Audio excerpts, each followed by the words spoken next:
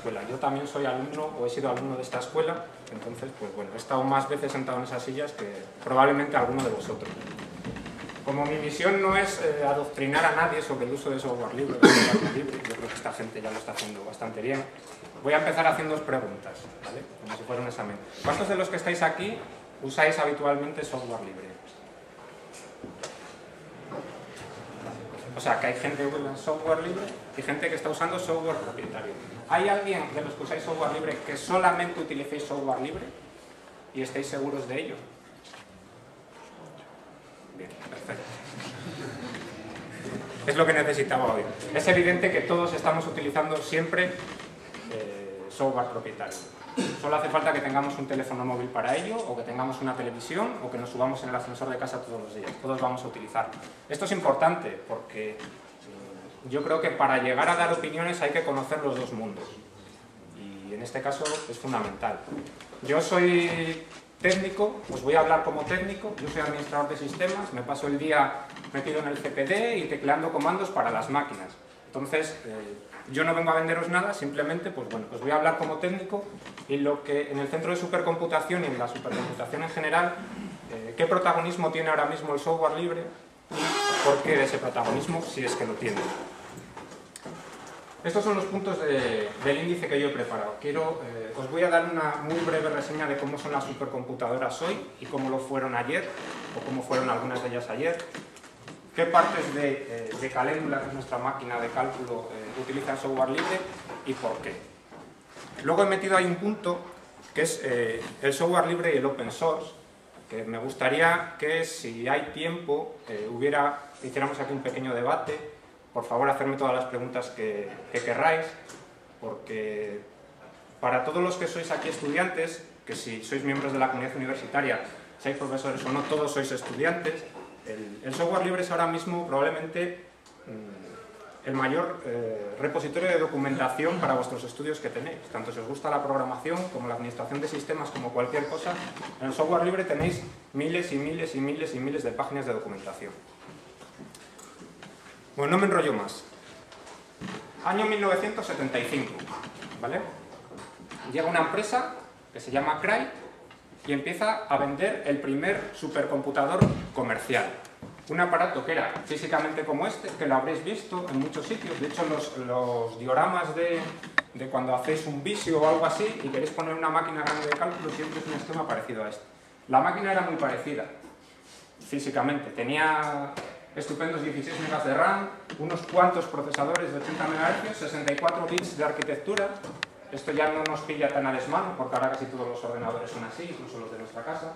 160 MIPS de potencia, un MIP es 1.000.000 de operación por segundo, ¿vale? Ya no se mide en MIPS.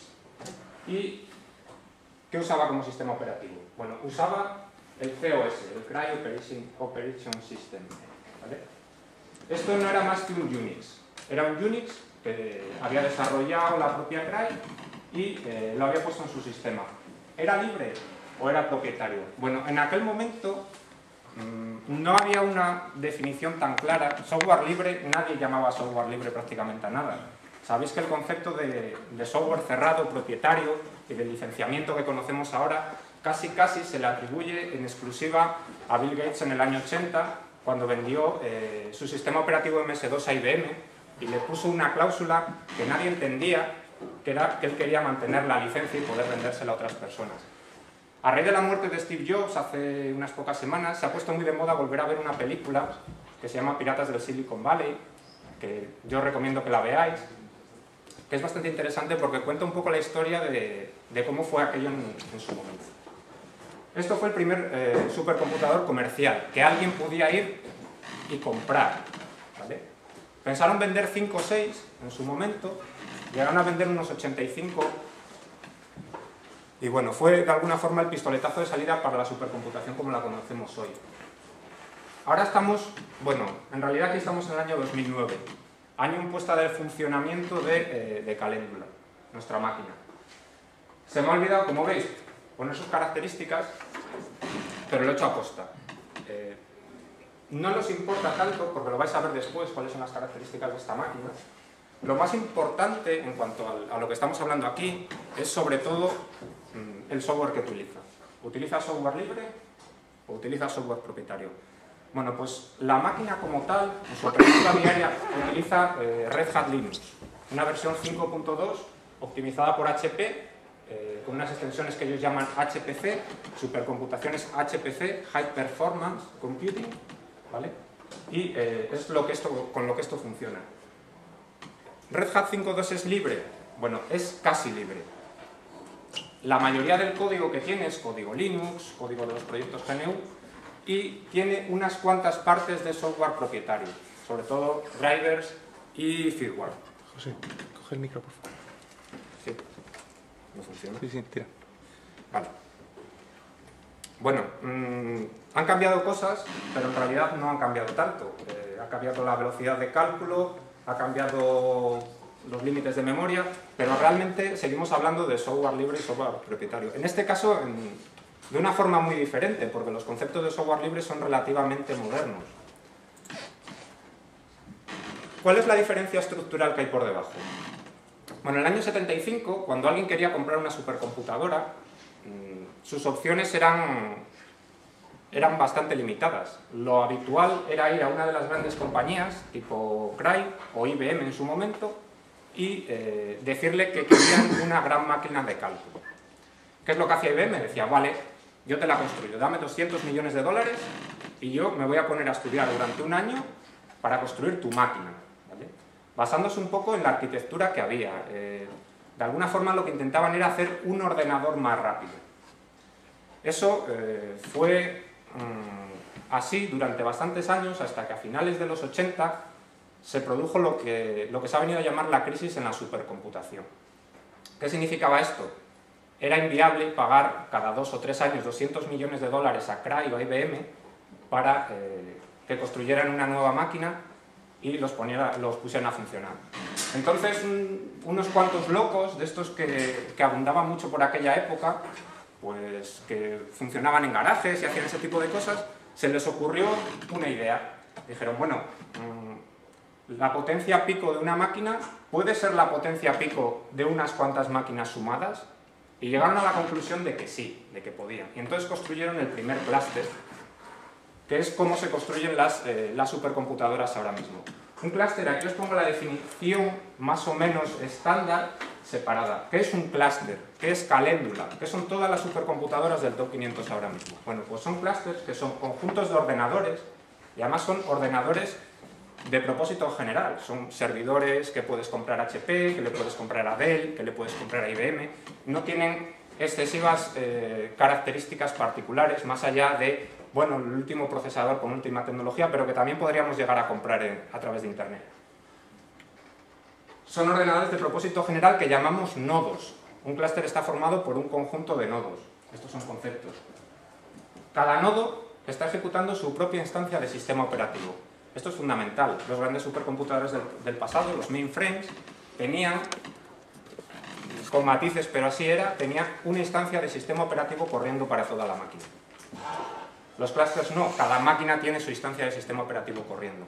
Ya empezamos a hablar de software. Aquí es donde Caléndula tiene instalado software libre, donde tiene Red Hat, a nivel de los nodos. Todos los nodos, alrededor de 300, incluso algunos más, dependiendo de la máquina está separada en 3 clústeres. Hay 3 clústeres, realmente hay unas 400 máquinas que corren en su base software libre, Red Hat 5.2. Los nodos deben estar interconectados por redes de baja latencia. Ahí es donde está realmente la potencia de las supercomputadoras. No se pueden comunicar las máquinas de cálculo a través de una red Ethernet sin tardar más tiempo en hacer las simulaciones que en el tiempo que tienen que simular. Si hiciéramos una simulación de 24 horas de clima con los portátiles que tenemos aquí interconectados por Ethernet, aunque las máquinas son también de propósito general, probablemente tardáramos 3 semanas en obtener el resultado. Esto es fundamental y esto lo vais a ver abajo. Allí se usa interconexión por red InfiniBand. Es una red de baja latencia, sobre todo. ¿Y qué hacen esas máquinas? Bueno, pues lo que hace un clúster, que no ocurría antes tanto, es cederos a vosotros la responsabilidad de escribir programas que sean paralelos. Normalmente todos sabemos coger un programa en C, hacer un fork y ya tenemos 2 hilos de ejecución, ¿vale?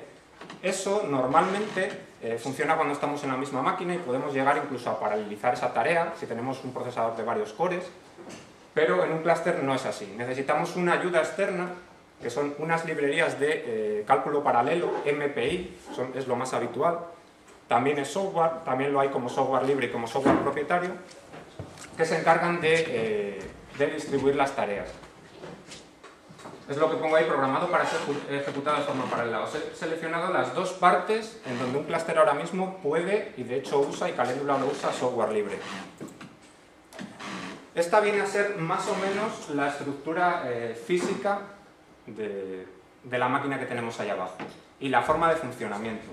Vosotros estaríais, o los usuarios, estarían aquí, al otro lado normalmente de Internet, se suele trabajar en remoto en el 99% de los casos. Sería una especie de comunicación router-frontera y todos los usuarios terminan haciendo login por SSH a dos máquinas, que son dos máquinas Linux Red Hat 5.2, donde ellos tienen una pequeña shell que les permite poco más que editar programas, compilarlos y lanzarlos. Entre medias, cuando alguien intenta lanzar un programa, lo que hay es una máquina, un software, que también puede ser libre o propietario, que se llama software de gestión de colas. Esto viene un poco del concepto de las máquinas de procesamiento por lotes que había antiguamente. Normalmente cuando un trabajo entra a la máquina a calcular, solamente está ese trabajo. O solamente está en el número de procesadores que ha seleccionado. Si hay 2000 cores, 2000 procesadores disponibles, y una persona consigue hacer llegar un trabajo de 50, esos 50 cores van a estar siempre disponibles para él. Bueno, pues esta máquina, que ahí pone SGE, es la que se encarga de repartir esos 50 cores por determinadas máquinas del clúster, ¿vale? El clúster tiene, ahí pone desde CN001 hasta CN288, que serían los 288 nodos del clúster principal, y se encarga de distribuirlo. Bueno, pues todo eso es software, y hay software libre y hay software propietario. Esto es físicamente así. Las máquinas que vais a ver después son así. Los nodos de cálculo... Perfecto, si lo encendemos ya. Las dos máquinas frontends son donde la gente hace login, son esas máquinas. El nodo SGE es casi ese, y todos los nodos de cálculo que hay por detrás son eso. Es una tecnología de HP y de ya de todos los integradores de servidores que se llama Blade. En vez de venderos un servidor completo con sus fuentes de alimentación, su ventilación y un montón de cosas, os venden poco más que un pequeño chasis con una placa, una memoria y un procesador, que se acopla a un chasis más grande, que es donde está de forma compartida toda la ventilación, la alimentación y un poco los servicios de mantenimiento de esa máquina. Bueno, pues como os decía, en los nodos, la base de la pirámide en esta máquina. Los nodos corren Red Hat 5.2. Es un software casi libre, por lo que os decía. Pero es casi todo el software libre a nivel de sistema operativo que utilizáis. Ubuntu lleva software propietario. La mayoría de distribuciones llevan algo de software propietario. Pero bueno, vamos a suponer que es libre. Sobre todo la parte que nos interesa, que es la parte del kernel de Linux, que sí que es libre. Lo cual quiere decir que tenemos al menos 350 servidores funcionando sobre software libre, ¿vale? O sea, ¿es una buena base? Bueno, pues la experiencia nos dice que sí.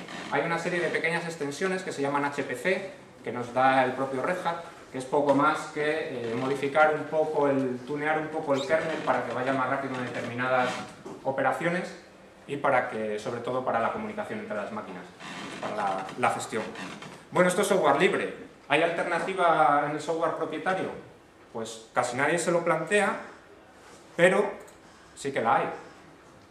Windows 2008 HPC es un sistema operativo que os vende Microsoft, que está basado en Windows 2008, al que le han introducido una serie de mejoras o una serie de modificaciones, y sobre todo lo que han hecho ha sido añadirle una librería de programación MPI para poder hacer eso.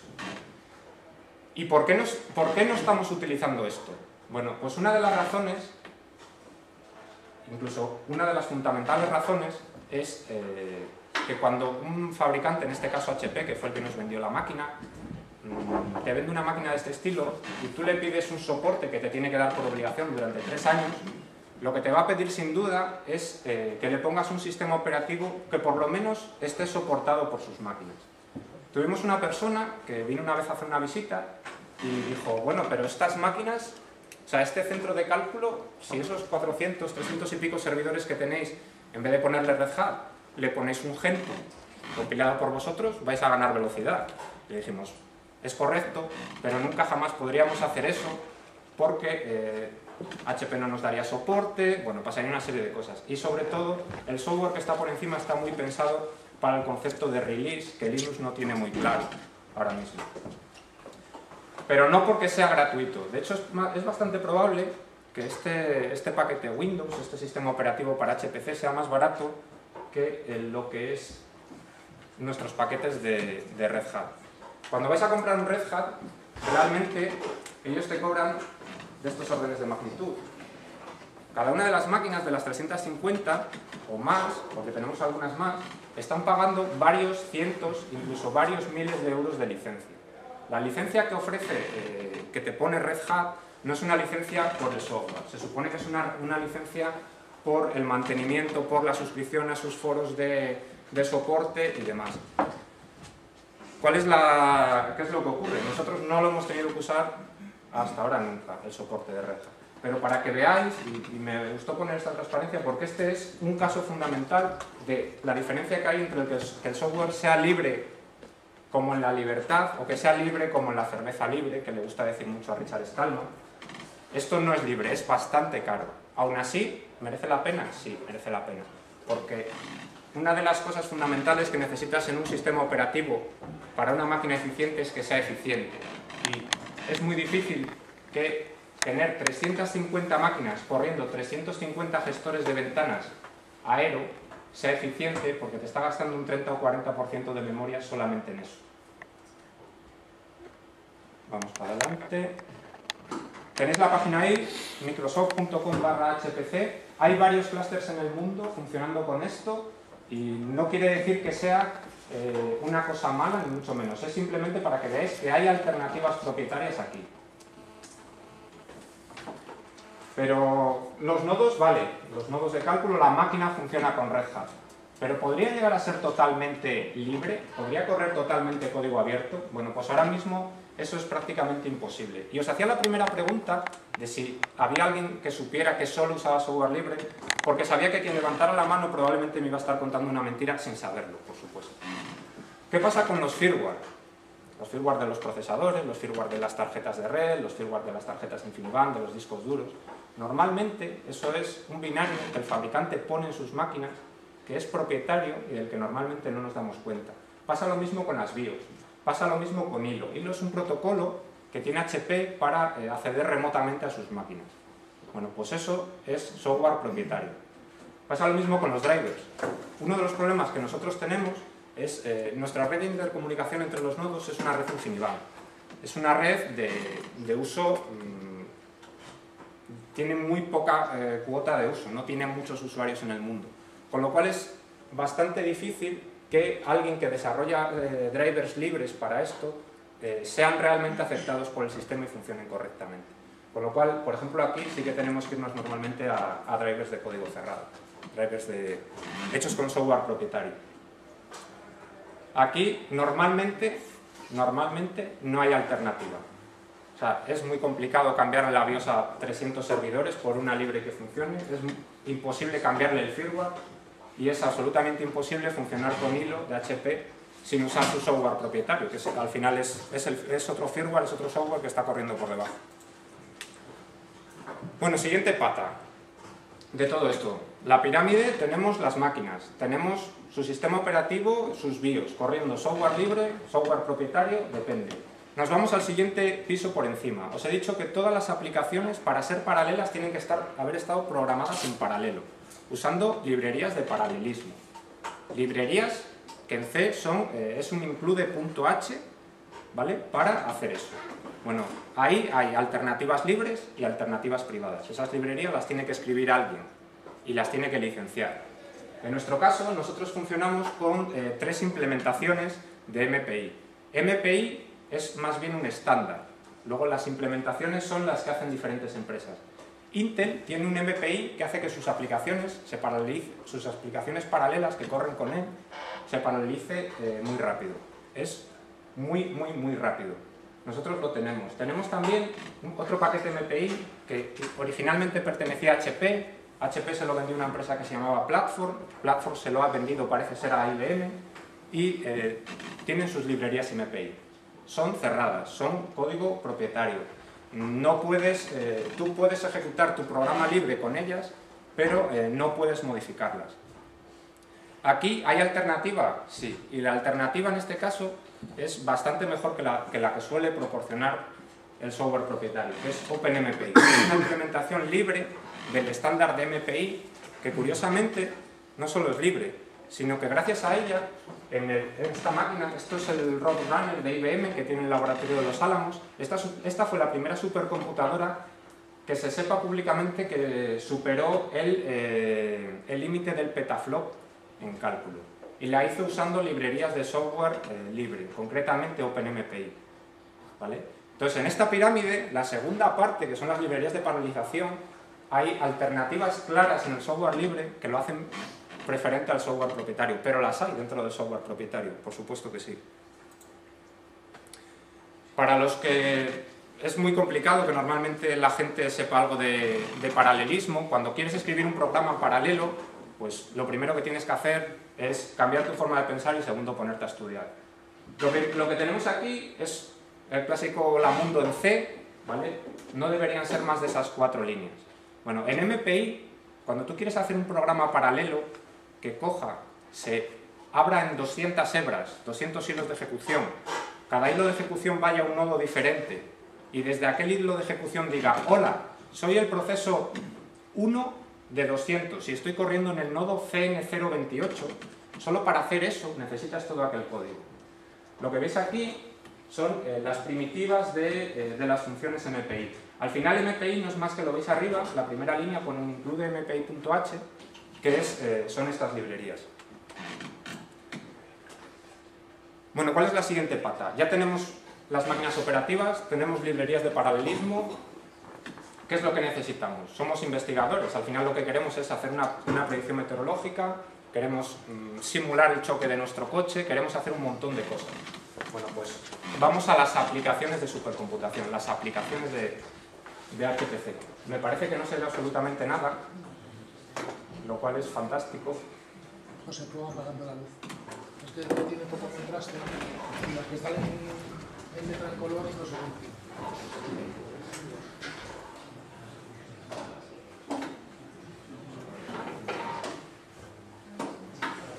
Bueno, un par de minutos y las volvemos a encender.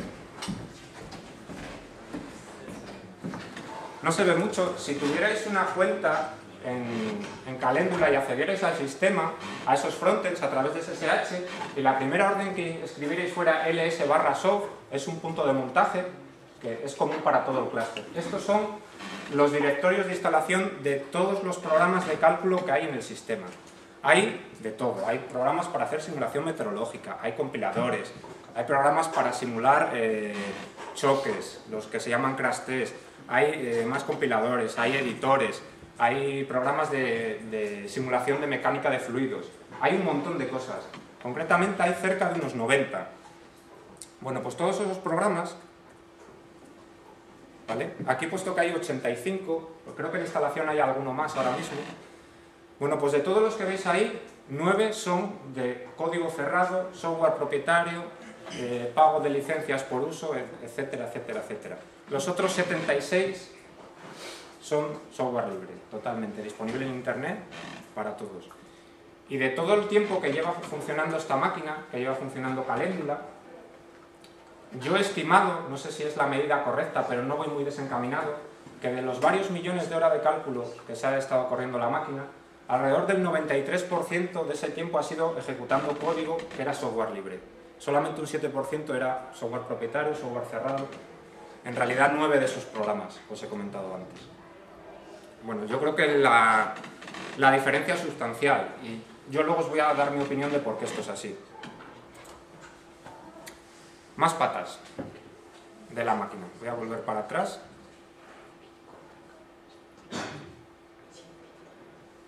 aquí. Bueno, os he contado que estas son las máquinas de acceso, son simples máquinas que ofrecen una shell. Los nodos por detrás son nodos Red Hat, son nodos con software libre y bibliotecas MPI.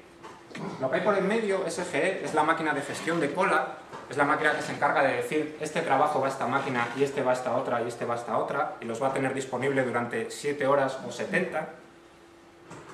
Vale, si volvemos para adelante. Ese programa, en nuestro caso, se llama SGE, Sun Graph Engine. Es un programa que escribió hace ya algún tiempo Sun Microsystems. Esta es la interfaz principal, es bastante fea, pero el programa es muy poderoso.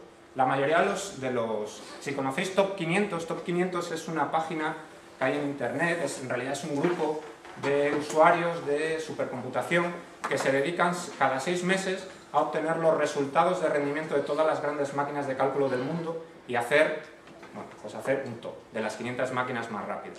Caléndula, cuando empezó, estaba entre ellas, 6 meses después estaba ya en la cola y ahora creo que estará bastante por debajo de la cola.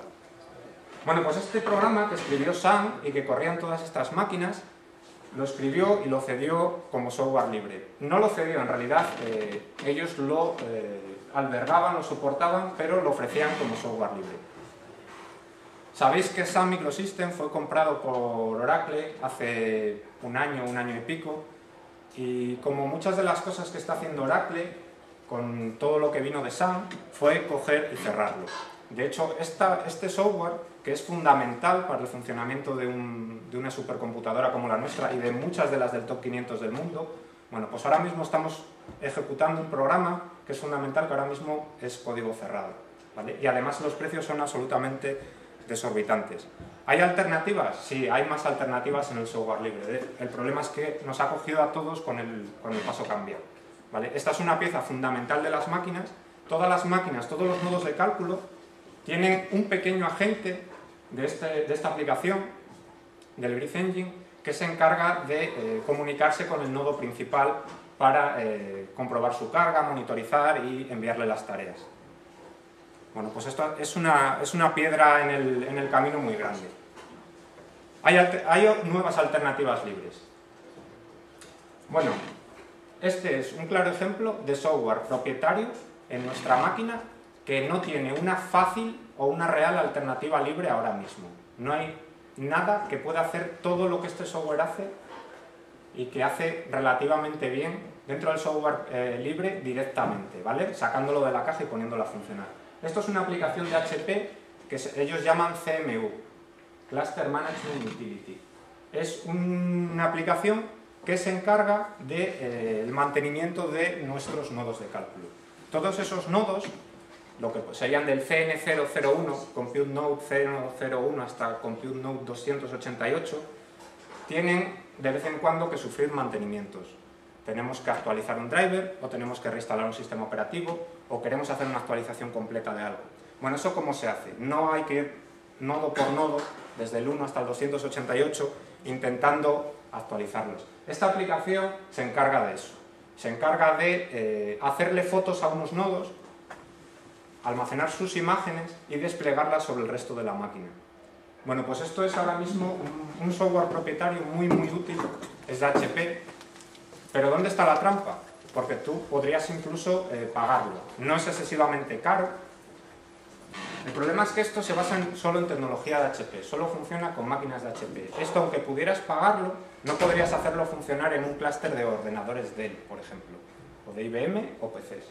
Es un problema muy grave y es a donde yo quiero llegar, que es al tema de los protocolos libres. Usamos bastante más software libre, sobre todo en monitorización. Ahora mismo el software libre tiene dos piezas de software que son fundamentales, son auténticas joyas en el mundo de la gestión de TI, que son Ganglia y Nagios. Alguna de las dos os sonará. Son aplicaciones que se encargan de monitorizar máquinas. Esta es Ganglia. Esto simplemente Ganglia te hace gráficas del estado de carga de un sistema, del número de procesos, de cómo están los nodos en particular. Esto es fundamental y esto sí que no lo tiene el software propietario ahora mismo. Esto, como tal, es la unión de un montón de software libre que hay por ahí. La siguiente pieza es Nagios. Esta probablemente os suene más. Esto es un sistema de monitorización que lo único que viene a decir es, a través de colores, en un primer vistazo, el estado de determinados sistemas. El sistema está bien, el sistema está en warning, está en critical, esto ha superado la temperatura, esta máquina está cargada o está parada. Esto es ahora mismo una de las joyas de la corona del software libre y partió de un proyecto personal de una persona.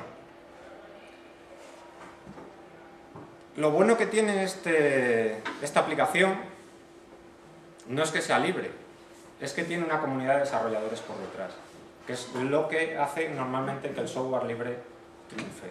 De hecho, han salido un montón de nuevas aplicaciones basadas en esto. Algunas de ellas han conseguido llegar a ser propietarias, pero que están utilizando el core de esto. Bueno, este programa Nagios es ahora mismo algo importantísimo en toda la gestión de TI de todo el mundo.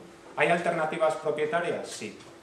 Por ejemplo, HP tiene un software que se llama OpenView, Operations Manager, o tiene 50.000 nombres, que hace una cosa parecida, pero es muy caro. Y yo creo que no le llega a coger toda la funcionalidad que te puede dar una aplicación como esta, del mundo del software libre. Otro ejemplo.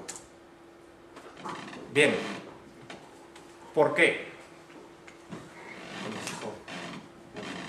¿Por qué se usa tanto software libre en HPC? Hay otros campos donde no se usa. Por ejemplo, en el mundo de las bases de datos hay mucho software libre, pero lo domina el software propietario. ¿Por qué normalmente el software libre ha llegado a tanto? ¿Por qué estamos en cotas del 90 y pico % respecto al software propietario? Pues bueno, yo he puesto ahí varios puntos que son los que yo creo que tienen mayor importancia.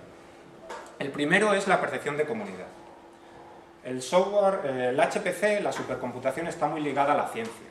Y la ciencia, fundamentalmente, se basa en grupos de investigadores que no se mueven normalmente por el negocio, el dinero, una serie de cosas. Ellos tienen mucho más claro ese concepto que la gente del software libre intenta transmitir, que es el de la comunidad. Con lo cual, es evidente que casan perfectamente. Luego, los programas de software libre para HPC hacen lo que hacen casi todos los programas para Linux y de software libre, que es hacer solamente una función. Y la función que hacen la hacen bastante bien. Esto parece una cosa muy simple, pero cuando estás manejando máquinas que los forman 400 nodos, que tienes 200 programas corriendo, que tienes 4.000 usuarios a la vez, que un programa sea lo suficientemente simple como para solamente saber casi en segundos si lo que hace lo está haciendo bien o no, porque solo hace una cosa, esto es fundamental. Luego la disponibilidad. Bueno, casi todo el software libre está en internet, las nuevas versiones salen muy rápido, pero bueno, yo creo que eso no es tan importante. Lo que os decía al principio, la gente que usa el software libre en HPC normalmente no pierde su objetivo. No se dejan llevar por el negocio, no se dejan llevar normalmente por ganar mucho dinero. Con lo cual, su público suele ser bastante reducido y bastante listo, bastante inteligente en su software. ¿Vale? El grupo es tan pequeño que todos son expertos en ello. Y por último, y lo he puesto el último en aposta, es el precio. Normalmente el software libre es más barato que el software propietario, desde luego no siempre, os he puesto el ejemplo más claro, pero bueno, es también una razón de peso. A veces porque no hay alternativas propietarias. Mucho del software que os he enseñado antes, de las 80 y pico, 90 aplicaciones que hay ahora mismo para funcionar, en muchos casos es software, son aplicaciones que sirven para biomedicina o biotecnología, para secuenciar ADN. Bueno, es bastante poco probable que Microsoft saque en su próxima versión de Office un programa para secuenciar ADN. Es casi imposible.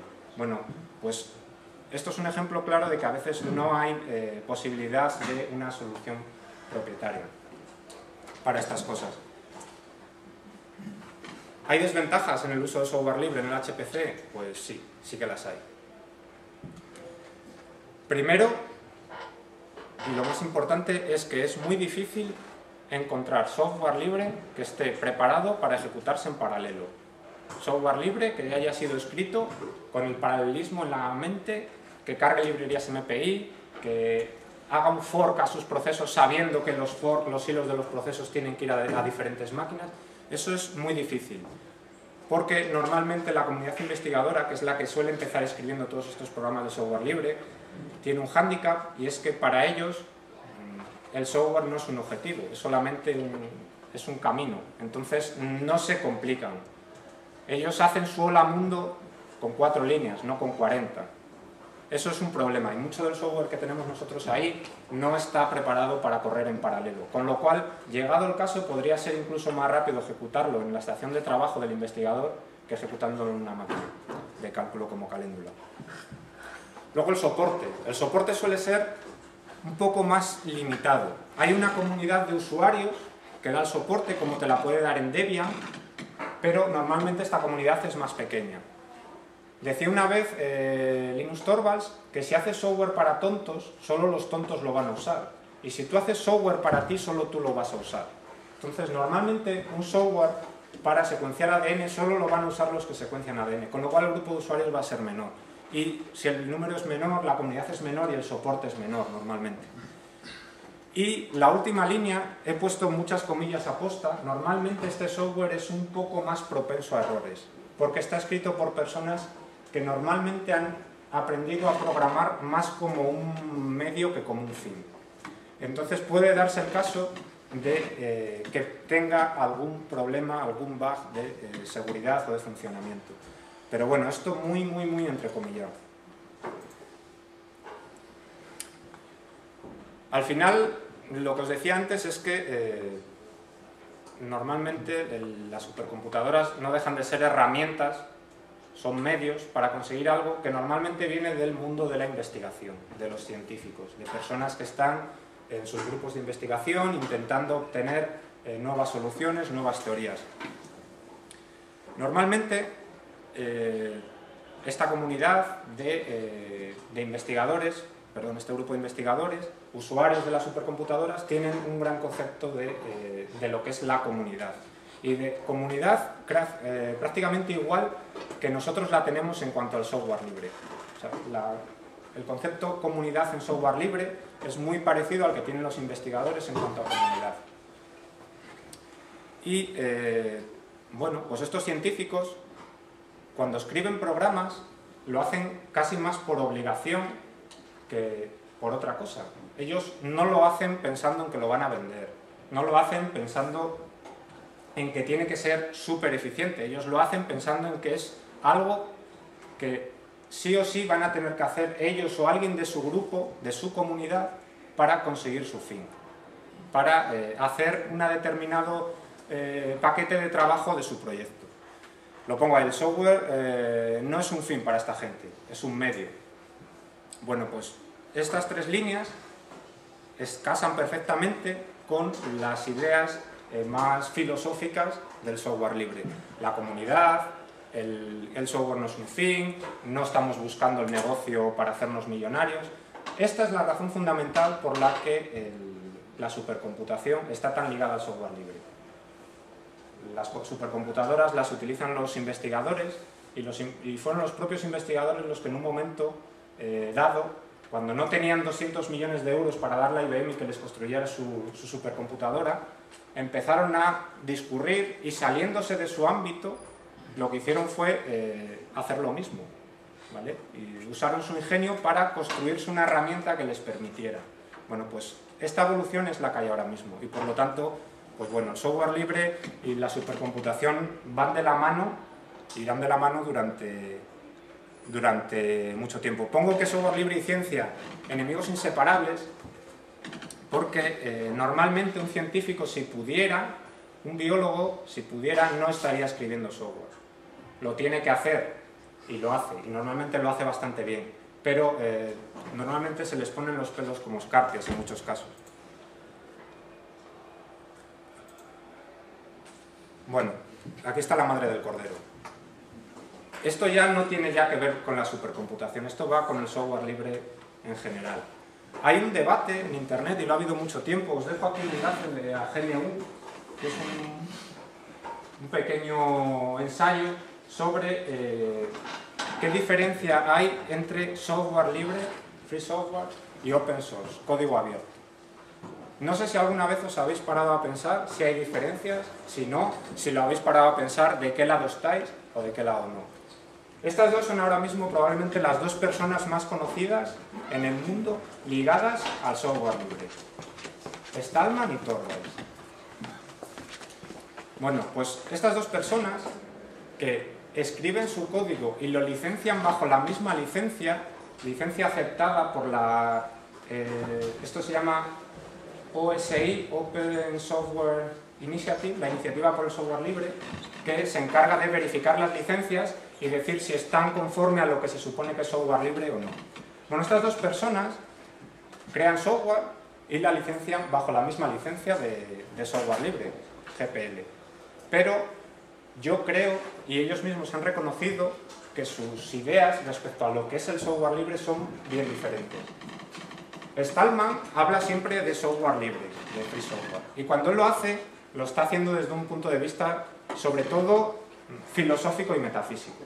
Él habla del software libre como las libertades, él habla de las 4 libertades, de la posibilidad de ser libre, de que tu computadora sea libre y un montón de cosas, pero Torvalds nunca habla de esto. Él realmente, cuando escribió Linux y lo licenció por primera vez en GPL, él no pensó en la libertad de las computadoras ni en liberar nada.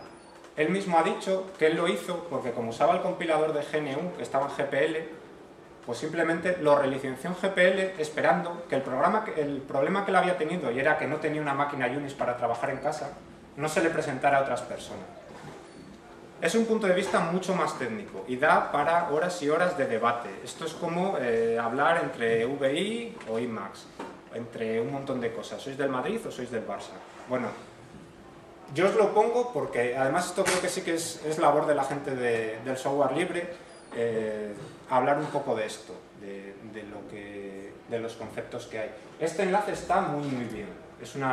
Evidentemente GNU es el proyecto de Stallman, entonces él tira más para el lado del free software que del código abierto, pero bueno, yo creo que es interesante.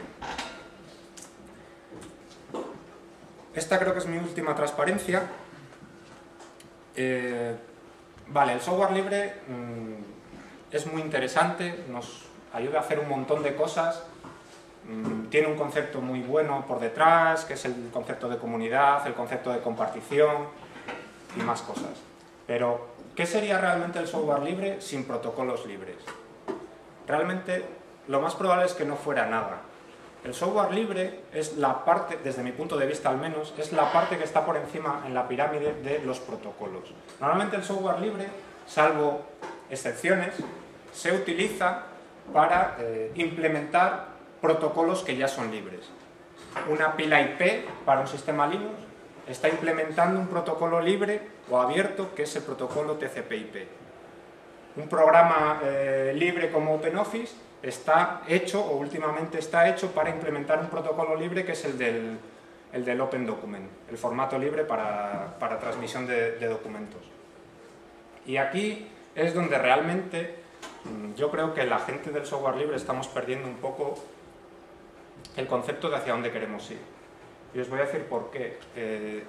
A Microsoft, con Word, no le importa que vosotros pirateéis o que nosotros pirateemos su Office.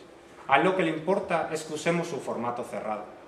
Y eso es probablemente un problema mucho mayor. Porque si solo hay alternativas propietarias, va a llegar un momento en que no se puedan crear programas de software libre para implementar eso. ¿Por qué? Evidentemente, si el protocolo es cerrado, si el protocolo IP fuera cerrado en Internet o fuera propietario, ¿qué opciones tendríamos la gente del software libre? Bueno, la primera opción, y es la que probablemente tendríamos que usar, sería usar una alternativa propietaria. No nos quedaría otra. Otra opción es directamente quebrantar la ley. Eso, bueno, pues puede funcionarnos, pero no es útil. O sea, no es una alternativa real. Y la última es hacer ingeniería inversa, que es lo que se está haciendo con un montón de cosas. Si conocéis la parte de implementación de Wine, de Wine, el programa para Linux que se encarga de implementar casi toda la API de Windows, ahí hay mucho de ingeniería inversa, de gente intentando saber cómo se han hecho las cosas viendo los resultados. Bueno, pues eso lo que le hace es que el desarrollo sea mucho más lento, incluso que llega un momento en que cuando los usuarios sean muchos, la empresa matriz, Microsoft, coja y diga: voy a por vosotros, me estáis quebrantando 257 patentes, tenéis un problema conmigo y os voy a mandar a mis abogados. Para mí es mucho más importante el aspecto de los protocolos y de los protocolos abiertos, de los estándares abiertos, de estas cosas, mucho más que el software libre. El software libre normalmente es la implementación de un protocolo, en la mayoría de los casos. Y bueno, yo no os voy a dar más la tabarra. Aquí termina mi ponencia. Me gustaría que hicierais alguna pregunta, en lo que hayáis dudado. Si queréis que expliquemos alguna cosa, pues ahora mismo es el momento.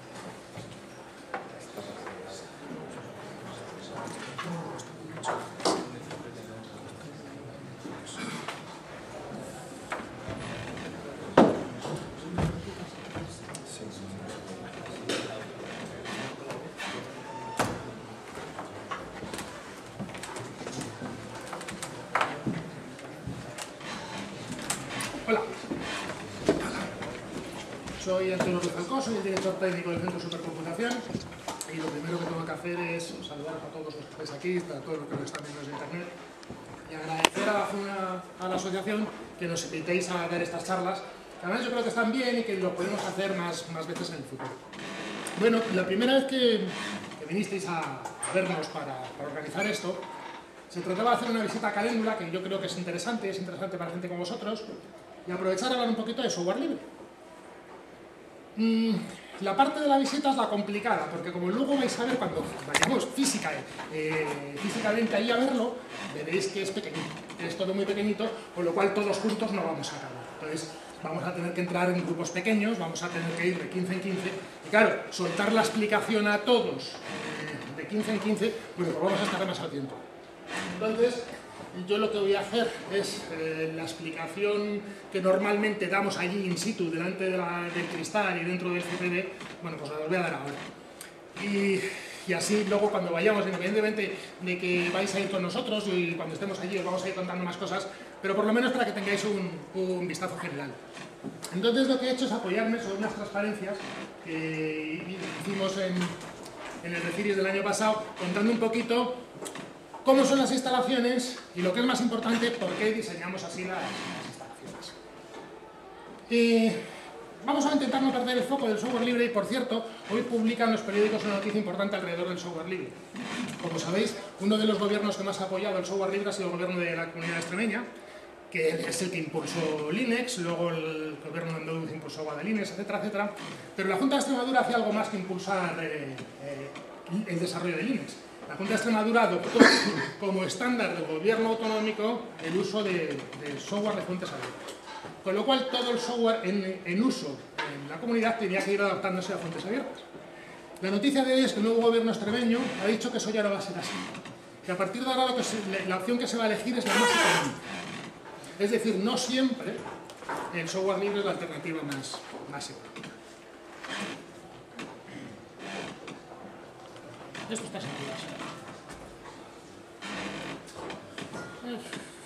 No se ven bien las transparencias por una cuestión de resolución. Bueno, cuando yo me incorporé aquí, hace 3 años, a la JV hace 3 años, lo primero que había que hacer, el Centro de Supercomputación ha nacido desde cero, había que crear las infraestructuras, entonces había que diseñar el superordenador y había que diseñar las instalaciones donde se alojan el software. Entonces, bueno, pues condicionante de cualquier proyecto, hay que diseñar infraestructuras, el proyecto tiene que ser bonito, potente, barato, tiene que estar a tiempo, etcétera, etcétera, etcétera. Pero esto es lo que teníamos. Supongo que todos conocéis el edificio CRAI.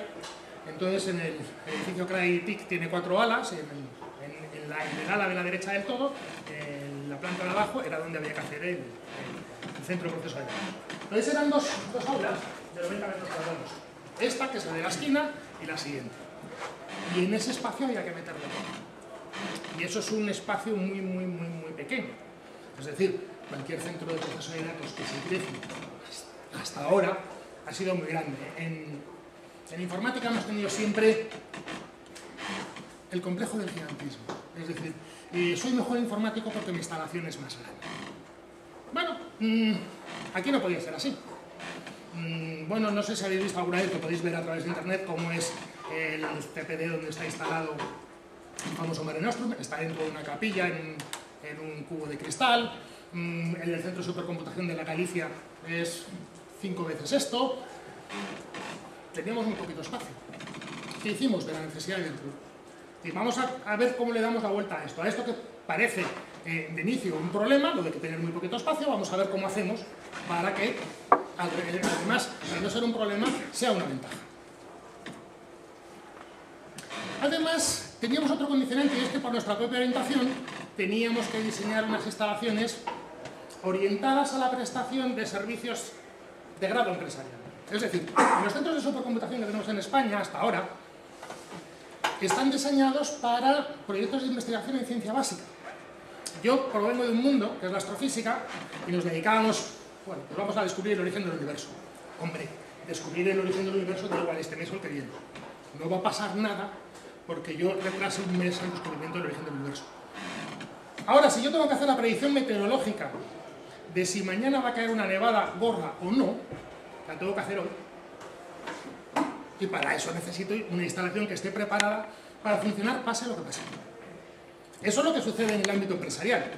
Lógicamente, si en España hay centros de supercomputación que se pueden utilizar gratis, los grupos de investigación de ciencia básica de universidades y OPIs se irán a esos sitios. Entonces yo tengo que trabajar mucho con empresas.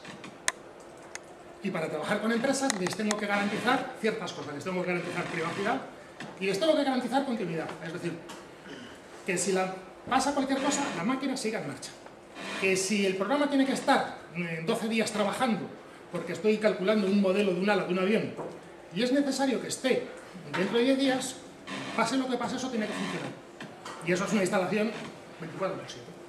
Pues había que diseñar una instalación 24/7, ultra densa, en un sitio muy pequeño,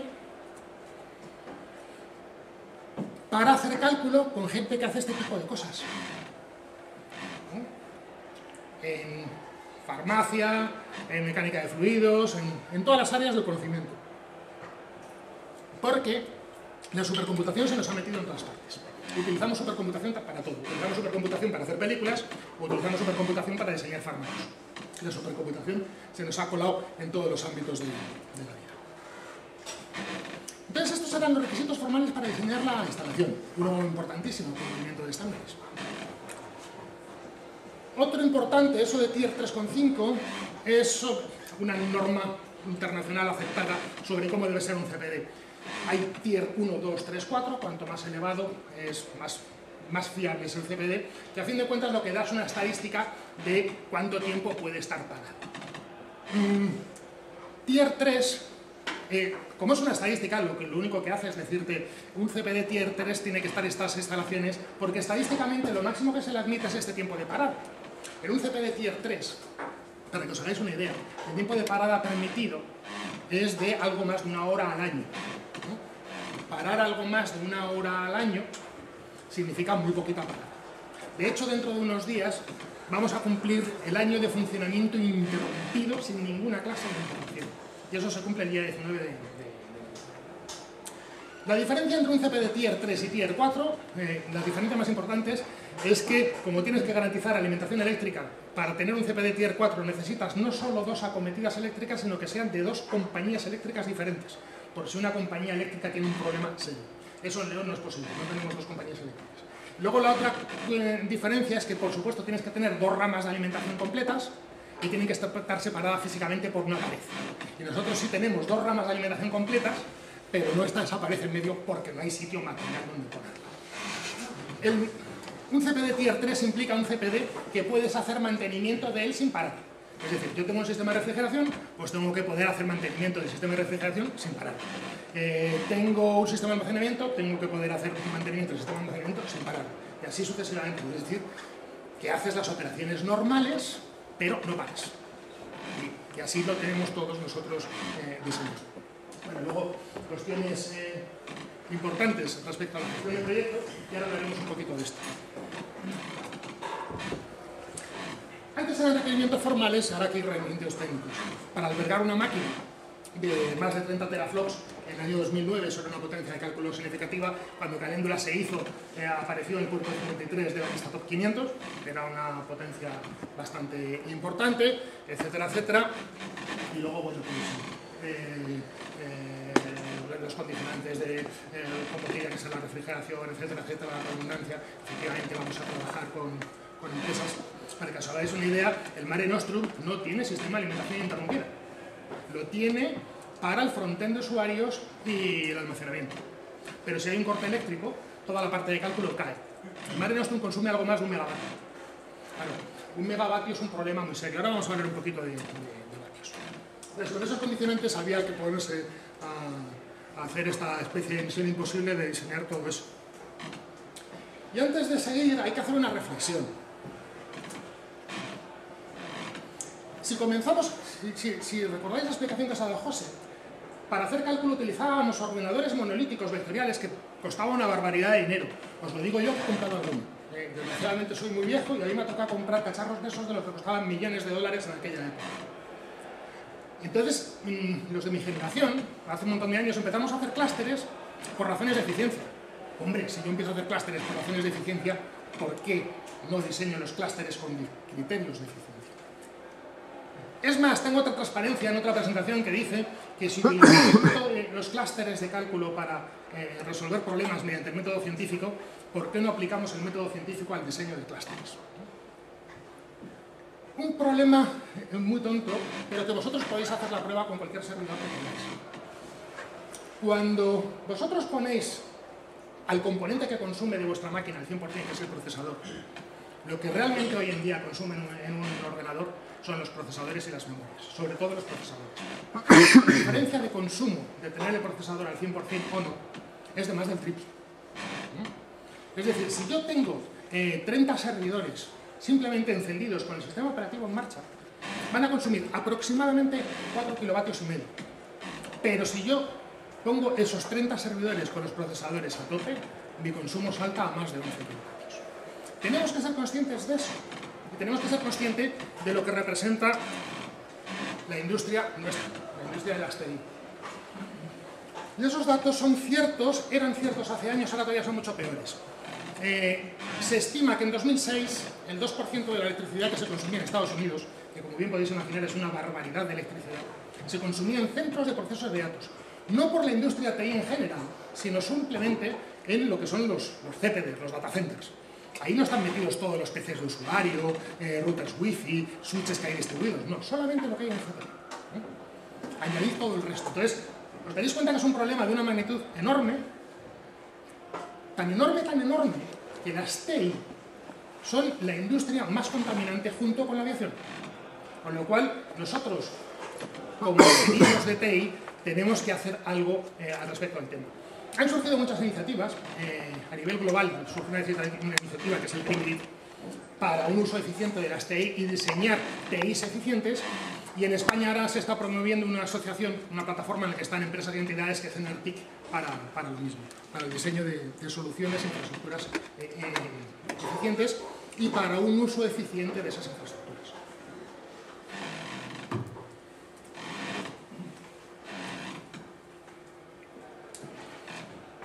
¿El por qué ha pasado esto? Muy sencillo, y no me quiero enrollar mucho más. Porque ese ordenador que os ha mostrado José, ese Cray, que valía una pasta, consumía un poco. Ese ordenador, que por cierto, en nuestra época se decían, porque has visto la forma, lo que hay alrededor son las fuentes de alimentación y están tapizadas, eso se llamaba los sofás más caros del mundo. Y sí, eran los sofás más caros del mundo, pero electricidad consumían muy poquita. Entonces, he cambiado un cachivache, que la compra del cachivache me costaba millones de dólares, pero que consumía muy poca electricidad, por cachivaches que comprarlos cuesta 2 perras, pero que consumen una barbaridad de electricidad. Si aquí estamos aproximadamente 50 personas, si cada uno tuvierais un ordenador encendido, un portátil, y estuviéramos haciendo prácticas de cálculo, y cada uno pusierais los procesadores de vuestro portátil a tope, saltarían los plomos de la sala. Hay que ser conscientes de eso. Y hay que prever soluciones para que esas cosas no pasen. Insisto, un servidor de propósito general que lleva 2 procesadores de 6 núcleos cuesta 1.500, 2.000 euros. Y ese servidor, si yo le pongo a tope, ya me está consumiendo 500 vatios. Claro, yo he dicho que voy a hacer de la necesidad virtud, y hacer de la necesidad virtud es irme a muy alta densidad. Como tengo muy poco sitio y quiero meter muchos procesadores, pues lógicamente el número de procesadores que voy a meter por metro cuadrado de sala va a ser muy alto. Entonces voy a ir a muy alta densidad. Y todos conocéis cómo eran los CPDs tradicionales, con los sistemas tradicionales de refrigeración, que eran unas máquinas que enchufaban aire frío debajo del suelo y delante de los racks había unas rejillas por las que salía ese aire frío. Bueno, eso es termodinámica, pero aquí tenéis una gráfica que dice que si dentro de un rack tenéis 7 kilovatios o más, ese modelo no funciona. Podemos hacer mucho gasto energético en poner las enfriadoras a trabajar mucho y a meter mucha presión de aire frío debajo del suelo. Yo voy a conseguir refrigerar unos cuantos servidores de los que están en la parte baja del armario, pero a partir de 7 kilovatios por rack no funciona. En la fundación tenemos más de 40 kilovatios por rack. Claro, si yo tengo más de 40 kilovatios por rack, esa gráfica no me vale. Y yo tengo más de 40 kilovatios por rack porque he dicho, voy a hacer de la necesidad de voy a irme a muy alta densidad. Meto 128 servidores dentro de cada armario. Cada servidor tiene 2 procesadores y cada procesador tiene 4 núcleos. Es decir, estoy metiendo más de 1024 núcleos de proceso en un armario. Y cada núcleo, somos un centro de supercomputación, debe estar a tope. Eso es un consumo brutal. Cuando viene la gente de visita, luego lo veréis, a la gente les digo, mira, el problema de ingeniería de esto es muy sencillo. Iros al hipermercado, comprar 22 estufas de 2000 vatios. Ahora las metéis en el armario ropero de casa y tenéis que conseguir enchufarlas y que funcionen, y que no salten los plomos. Y ahora que las habéis enchufado y que habéis conseguido que funcionen y que no salten los plomos, ahora tenéis que mantener el armario a 25 grados. Y hay que mantener el armario a 25 grados procurando pagarle poca pasta a la compañía eléctrica. Porque claro, el sistema de refrigeración también es eléctrico y también consume. Y entonces los de la compañía eléctrica me llaman señor. Y no, y a mí, para la compañía eléctrica no quiero ser un buen cliente. Porque si puedo hacer lo mismo con menos dinero, hombre, pues hay que hacer lo mismo con menos dinero. Como es obvio, cada vez el kilovatio cuesta más. Todos lo sabemos. Cada 6 meses nos lo suben un 10%. Y eso es así. Vivimos en un mundo en el que la energía escasea. Tenemos que aprender a utilizar eficientemente la energía. En el Grupo Español de Ciencia, en las Jornadas de España de Ciencia del año 2005, conté el problema de la eficiencia energética y el problema del consumo de los superordenadores, ante un grupo de usuarios de superordenadores. Y yo noté que a la audiencia, pues aquello no le da igual, claro. Somos usuarios que no pagamos el recibo de la luz de nuestro bolsillo. Unos meses después, en el mismo contexto del mismo grupo, hice la misma presentación, pero cambié una transparencia, o sea, añadí una transparencia previa en la que decía que en aquel año, según el mix de generación de España de energía, para generar 1 kilovatio hora había que emitir 540 gramos de CO2 a la atmósfera. Ahora ya ha bajado todavía más, estamos en 300 y pico, pero aún así. Y cambié toda la presentación de kilovatios hora y los euros que cuestan esos kilovatios hora a toneladas de CO2. Como todos llevamos un ecologista dentro, ya el mensaje sí cabe mucho, porque lo de emitir toneladas de CO2 nos duele. Bien sea porque nos toque el bolsillo, o bien sea porque nos duele emitir CO2 a la atmósfera, procuremos ser eficientes. Y esto eran las TI de antes, así bien llenas de clenbuterol. Y así hablábamos los responsables de centros de supercomputación hasta hace mucho. Íbamos así diciendo, joder, así estoy de cachas. Y presumíamos de comer mucha carne y que nos hinchábamos y de estar así. Pero está claro que en el mundo de hoy esto ya no puede ser. Es decir, tenemos que ir a la eficiencia, tenemos que ser ágiles, flexibles, adaptables, etcétera, etcétera, etcétera. Y hacer las cosas al mínimo coste, que es lo inteligente. Porque si yo no las hago al mínimo coste, alguien las va a hacer al mínimo coste. Entonces, me precian decir que el Centro de Supercomputación de León fue el Centro de Supercomputación de España que puso el problema sobre la mesa. Hasta entonces, el discurso habitual, cuando uno va a ir de visita a cualquier centro de supercomputación, es qué grande la tengo. Yo digo, qué chiquitita. ¿Funciona de bien? Gasta poquito. No tengo que pasarme toda la noche a la nevera. Con lo cual puedo hacer cosas más interesantes. Y esa es la realidad. Podríais ver los centros potentes. El Centro de Supercomputación de Barcelona consume como una ciudad de 50.000 habitantes. Vais a ver una transparencia, bueno, viene después. Bueno, voy a parar ya en esta transparencia cuando os la enseñe y luego vamos a ver unas fotos y nos vamos a parar. El Centro de Supercomputación de Barcelona, en su configuración, en la configuración que tenía hasta principios de este año, porque ahora van a hacer una ampliación, tiene más potencia de cálculo que nosotros. Nosotros tenemos aproximadamente 2/3 de su potencia de cálculo. Pero nosotros tenemos 2/3 de su potencia de cálculo con un consumo 10 veces más. Entonces, hombre, a ellos la compañía eléctrica les trata de maravilla. A nosotros no nos trata mal, porque eso significa, o sea, el ser tan eficientes en consumo, para que os hagáis una idea, ser tan eficientes en consumo significa que el juguetito que vais a ver ahora consume, cuando está cargadito, 200 kilovatios hora. Y 200 kilovatios hora son un montón de kilovatios, a 15 céntimos cada uno y cada hora. Multiplicad. Es fácil. ¿Cómo se hace eso eficiente? Con nuevas tecnologías. Hemos dicho que las tecnologías tradicionales de CPD no funcionan. Bueno, estos son nuestros racks. Ahí se ven nuestras filas de racks. No hace falta saber mucha termodinámica para pensar y darse cuenta que en lo que es evacuación del calor, en lo que es refrigeración de la máquina, acercar el punto de intercambio de calor al foco de calor es lo más eficiente que yo puedo hacer. Es decir, si yo en esta sala quiero poner calefacción en invierno o refrigeración en verano, pues si yo pongo el climatizador en el otro extremo del edificio, pues no es muy eficiente. Lo óptimo será que ponga aquí algo, que ponga o el radiador o el aire acondicionado o lo que sea. Pues en el ordenador me sucede lo mismo.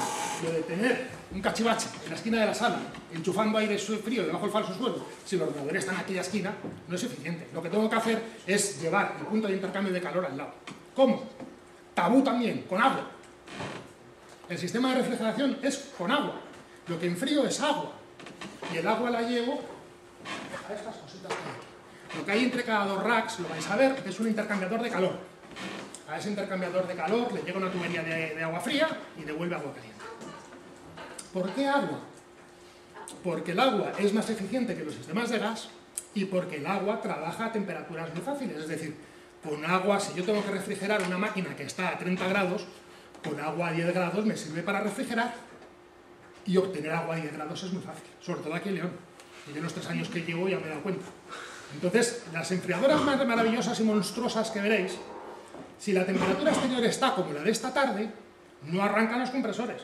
Lo que hace es hacer circular aire por una batería de intercambio. Y utilizamos el frasco de León en refrigerar el agua. Y el agua refrigera la máquina. Eso es lo que se llama el sistema de free cooling indirecto. El free cooling directo consiste en meter aire frío del exterior dentro de la sala, pero eso es ineficiente y complejo por las necesidades de adaptación de ese aire. Y el calor se me va por el agua. Pero además hago otra cosa. Estos racks, todos habéis visto alguna vez un servidor, aspiran aire frío por el frontal, atraviesan la máquina y devuelven aire caliente por detrás. Con lo cual, en todos los CPDs que hayáis entrado habréis notado muchos flujos de aire fríos y calientes. Y se mezclan los aires fríos y calientes, lo cual crea unas ineficiencias enormes. Solución: que esta parte, la parte caliente, esté cerrada. Y el aire caliente se confina. Entonces, toda la masa de aire caliente está confinada. Espérate, se está dibujado. Está saliendo por ahí. Los intercambiadores sueltan aire frío por el frontal, los racks aspiran ese aire frío, lo devuelven caliente para adentro, y los intercambiadores cogen ese aire caliente y lo extraen para afuera y lo enfrían. Pero solo traen el calor necesario. Es decir, si yo lo que quiero es tener aquí 30 grados en el interior de esto, ¿qué más me da que aquí haya 70? Y puede haberlos, perfectamente. Si este espacio estuviera abierto y se estuvieran mezclando aires fríos y calientes, pues este aire caliente estaría recirculando y entrando por la entrada. Basta con dejar las puertas abiertas y que se empiecen a mezclar aires fríos y calientes como para que baje la eficiencia enormemente. Y así, la sala es muy chiquita. Este es el esquema de cómo es la sala. Un pasillo caliente cerrado, los armarios con sus intercambiadores de calor. Además tienes una redundancia total. Si se verían unos cuantos intercambiadores de calor, no pasa nada. Los otros les compensan. El sistema es inteligente, diseñado para minimizar la energía, etcétera, etcétera. Y para que nos hagamos una idea, estos son qué máquinas hay en aquellos dos racks, están contiguos. Hay más de 40 kilovatios por rack, porque hay más de 1000 cores por rack. Pero desde el punto de vista eléctrico, es esto lo que hay. Pues un armario con 44 kilovatios, otro armario con 44 kilovatios, este tiene 15, este tiene 23, este tiene 21, es decir, potencias elevadísimas. Esto no lo veréis en ningún ICP de España. En la esquina de atrás, este es el frontal que está donde la mampara. En la esquina de atrás, en aquella esquina, veréis una máquina, veréis y oiréis una máquina que el que la diseñara sordo. Cuando entréis os daréis cuenta por qué, que la diseñó estoy seguro que era completamente sordo. Esa máquina es de un importante centro de investigación de España que se gastaron bastante dinero en rehacer el CPD. Rehicieron el CPD, se gastaron casi 1 millón de euros en hacer el CPD y se compran un clúster que es grandecito pero que no es enorme, son como 100 nodos, un 88 más las dos cabeceras, 90 y tantos, vamos a redondear a 100, que están metidos en un único rack. Aquello lo pusieron en marcha en su CPD recién arreglado, que se habían gastado una pasta y no funcionaba. Y empezó a acercarse un mes de junio en Madrid, eso el centro de investigación está en Madrid, y el CPD no aguantaba y aquello iba a reventar. Y entonces dijeron, tenemos que sacar esto de aquí. Y en Madrid hay muchos CPDs comerciales de muchas empresas de estas que se dedican a hosting housing, y empezaron a pedir oferta a todos estos sitios a ver dónde podían alojar su CPD, su clúster. Hombre, todo el mundo les hizo oferta. Ah, que vuestro armario tiene 30 y tantos kilovatios. No, en mi CPD más de 7 kilovatios en un rack, no. Si quieres lo distribuimos en 5 racks, con lo cual te cobro 5 racks. No, pero en 5 racks no puede ser, porque los cables Infinivan, la red de baja latencia que os ha costado José, no puede ser. Entonces se ponen a investigar en España dónde pueden meterlo. Aquí, en nuestro CPD. En nuestro CPD sí está preparado para eso y para más, y lo metimos y ahí está sin explicarse. Estas son fotos que ahora las veréis.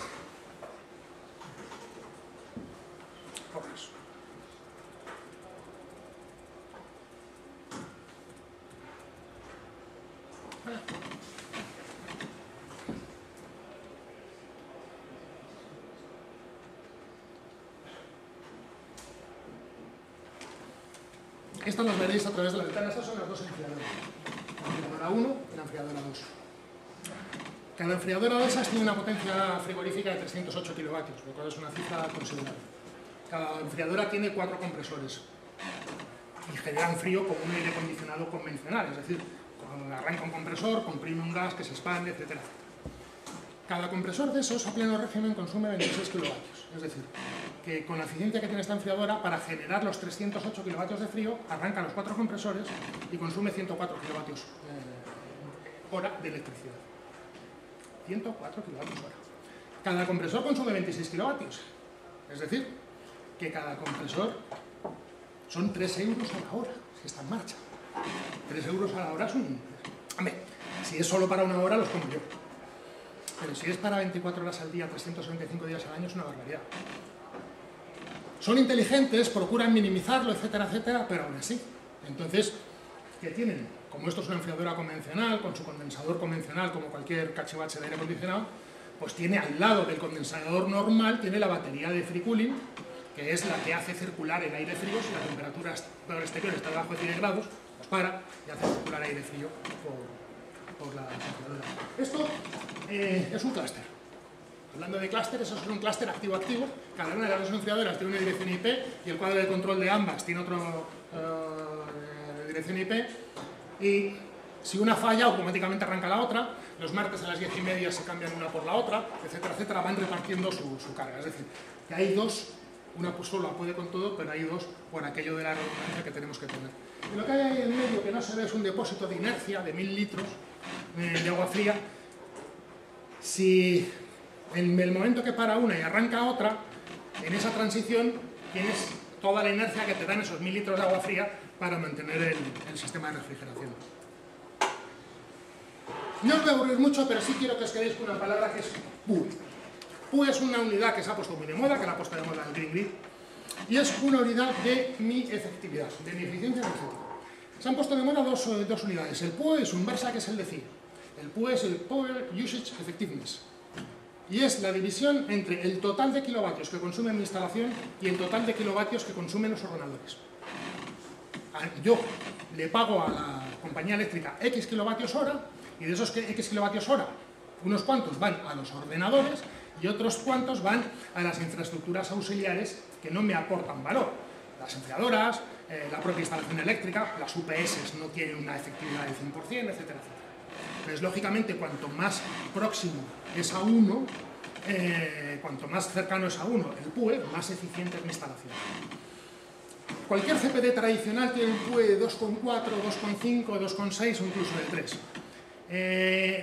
En Europa ya CPDs que estén en 1,7, 1,8 se suponen muy eficientes.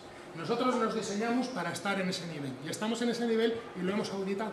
Y la última auditoría dijo 1,24, si no me equivoco.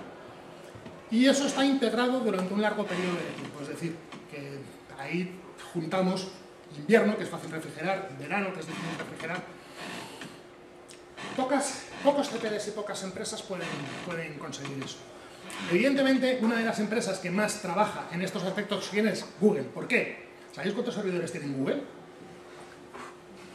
Decir una barbaridad con B de barbaridad. Hace 5 años se les sabían ya 1,5 millones. Imaginaos lo que es 1,5 millones de servidores tragando kilovatios.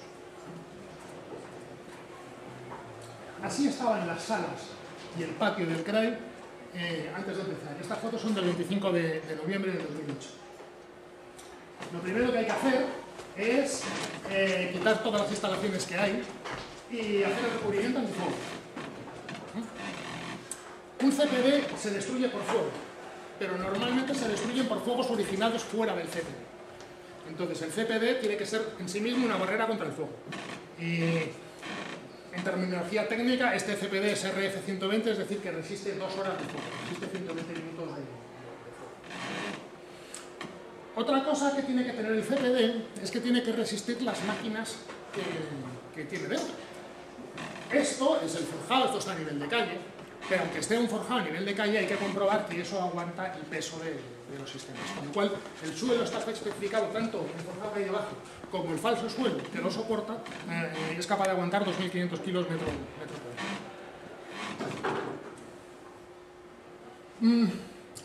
Resistencia al fuego, resistencia al agua. Tienes que ver qué tuberías de agua tienes cerca y desviarlas.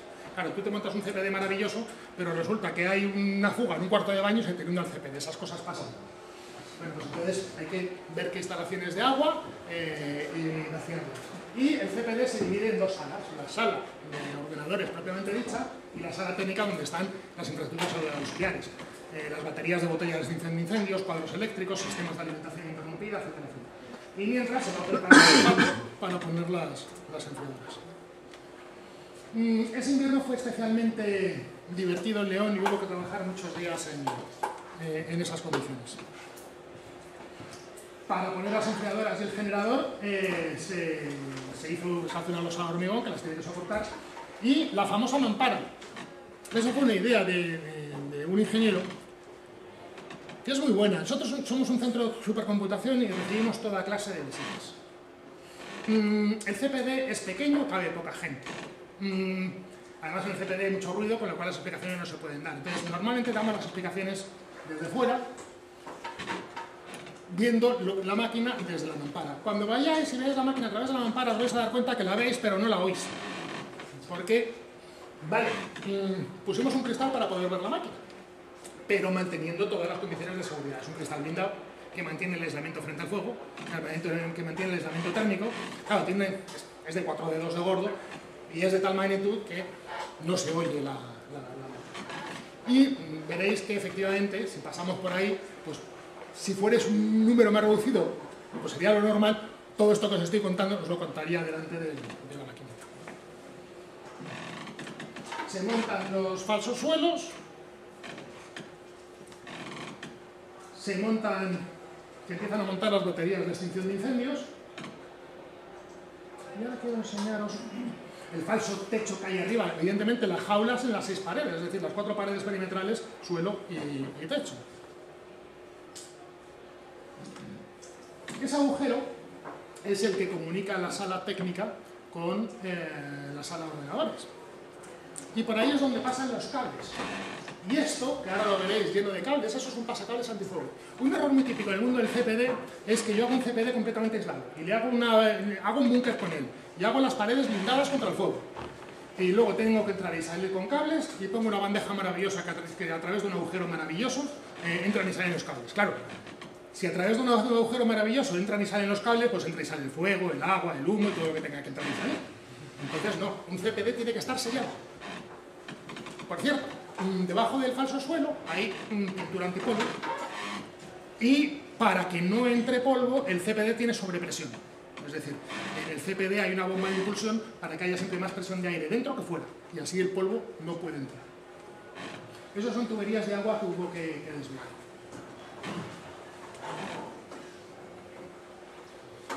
Aquí se está descargando el generador. El generador es un generador convencional de 630 kilovatios y es de los generadores que utilizan las eléctricas cuando se quema una subestación y hay que darle corriente corriendo a un barrio, pues son máquinas. Este es un grupo compacto que lo lleva todo a bordo. Lleva el motor, el generador, el depósito de gasoil, etcétera, etcétera. Y que es razonablemente silencioso. Y aquí ya se están descargando las enfriadoras. Vinieron un tráiler enorme, están fabricadas en Italia, vino un tráiler enorme el 2 de febrero de 2009 y se bajó un tío en manga corta en plena nevada, a él le da igual, ¿dónde está el canal? Digo, pues chico, aquí no. Y esos son las botellas de extinción. Para la extinción, la batería de allá es la del CPD, la batería de acá es la de la sala, perdón, al revés. Se utiliza gas FM200. Los fuegos se apagan a través de quitar el oxígeno. Es decir, veréis unas sirenas, si diera la casualidad de que suena la sirena, todo el mundo corriendo. No es venenoso, pero quita el oxígeno, está respirando algo que no contiene oxígeno. Hay detectores de fuego convencionales y detectores de lo que se llama detección temprana. Si a mí se me va a producir un fuego en algún ordenador, dentro de algún rack, antes que el fuego hay humo. Entonces veréis una tubería roja que recorre los racks y en el frontal hay un cacharro y ese cacharro es una aspiradora que aspira la atmósfera que hay en el interior de los racks y se dispara si detecta humo. Un día una fuente de alimentación de un servidor petó, sacó algo de humo y disparó. No saltó el sistema de extinción porque para que dispare automáticamente el gas hacen falta dos. Hacen falta doble disparo, hace falta que dos sensores se disparen. Y todo eso son las tuberías de agua de refrigeración pasando de una sala a otra. El circuito de refrigeración es en estrella. Habéis visto que hay un montón de intercambiadores de calor. Cada intercambiador de calor tiene una ida y un retorno. Y cada ida y cada retorno es una tubería de 1 pulgada de gorda. Hacer eso era una obra de arte. Y aquí ya se empiezan a poner los racks en el pasillo caliente, que como veis, estas son las partes traseras de las dos filas de racks y el techo está cerrado. Ahí ya veis el pasacables antifuego con los cables de alimentación. Tenemos la cometida eléctrica en el transformador del Crytek, pero en una línea independiente. Tenemos la cometida de nuestro grupo electrógeno y eso se divide una rama a un sistema de alimentación interrumpida y otra rama a otro sistema de alimentación interrumpida. Y a partir de ahí vamos en paralelo. En cada rack hay lo que se llama una PDU, es decir, una batería de enchufes a la derecha y otra batería de enchufes a la izquierda. La batería de enchufes de la derecha está en un UPS, la de la izquierda está en otro UPS. Esas baterías de enchufes veréis que tienen lucecitas y un numerito. Cada una de ellas tiene dirección IP, ¿no? Direcciones IP de infraestructura hay miles. Sensores de temperatura, sensores de consumo, sensores de todo. Hay miles. Y lo que hay alrededor es, mira, esto es una batería roja de aspiración y esto es uno de los aspiradores de luz. Lo que hay alrededor del patio, que supongo que habréis pasado alguna vez, lo habréis visto, es una barrera sónica, porque las enfriadoras no son muy ruidosas, pero algo de ruido hacen, y había un cierto miedo del impacto que podía causar en las actividades normales del CRAI, y se puso la barrera. Y aquí ya es la fase final, esos son sistemas de alimentación interrumpida, eso es un frontal de un panel de un intercambiador de calor, y ya es la fase final de llenado de gasoil del grupo y prueba de todo. Y ya os digo, después, evidentemente, poner en marcha una infraestructura de este calibre tiene mucho proceso de optimización y de ajuste, y se tarda tiempo hasta conseguir que todo funcione bien. Las enfriadoras dieron su guerra, una instalación de refrigeración de ese calibre se tarda en poner fina, la electricidad también dio alguna guerra, pero ahora está funcionando francamente bien y de una forma muy eficiente. Así que, bueno, espero que os haya gustado. Si tenéis alguna duda la preguntáis a mí o a cualquiera de mis compañeros, ahora vamos a ir a verlo y os ampliamos la información. Antes de ir a verlo, hemos preparado, como en cada actividad, unos titulillos de asistencia. Entonces, si eso, para que vayamos saliendo así un poco más ordenados y demás, os vamos llamando y os los voy dando, ¿vale? Marta Matías Rodríguez. Bueno, por cierto, antes de nada, muchísimas gracias a los dos. A vosotros siempre por la invitación. Antonio Molina Díaz. Juan Manuel Tamborini.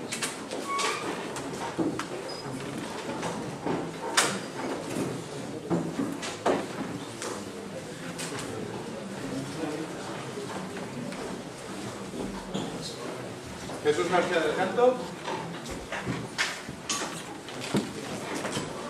Rubén Fernández García. Miguel Bayón Alonso.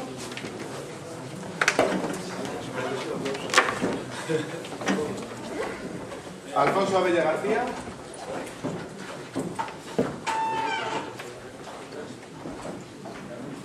Luis Pérez Arias.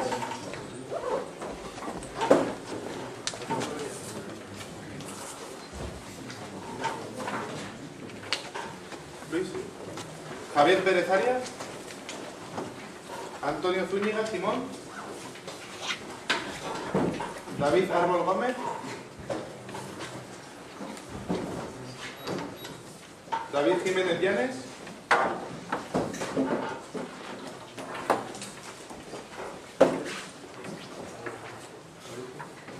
Rubén Llorente Jiménez. Marta Viñeiro. Ignacio Amigo. Mario Corral.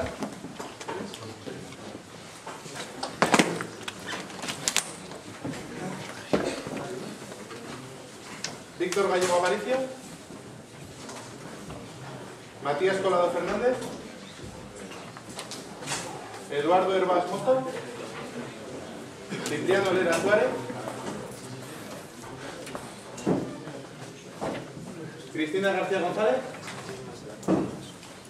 Samuel Rodríguez Bertrabeu,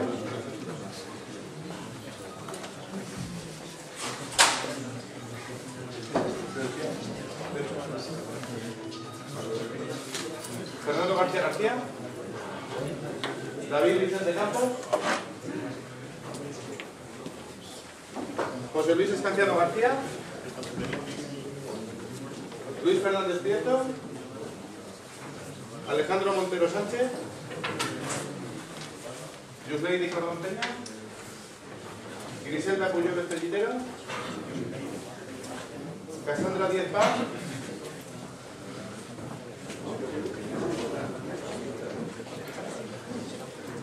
Carlota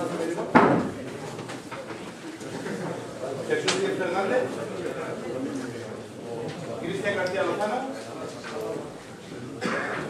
Alberto Rodríguez Molina, Francisco Alberdi,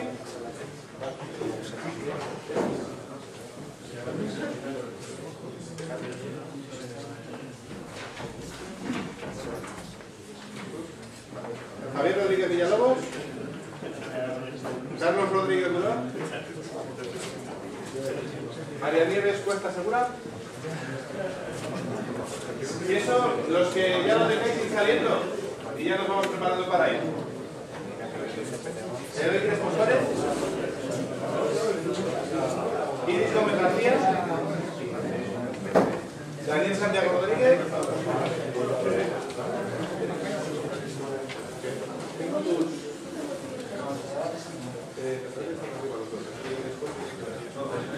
Dorian Cadenas, Andrés Gil Gazapo,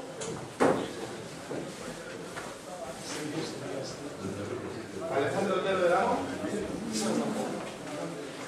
David Martínez Bécares, Alberto Campo Alonso, Israel García Centeno, María José Valdés Berman, Roberto Santalla Fernández, Juan Giganto Castañeda, Fernando Rubio Blanco, Noemí Rivera Martínez y José Ignacio Millán Vecino.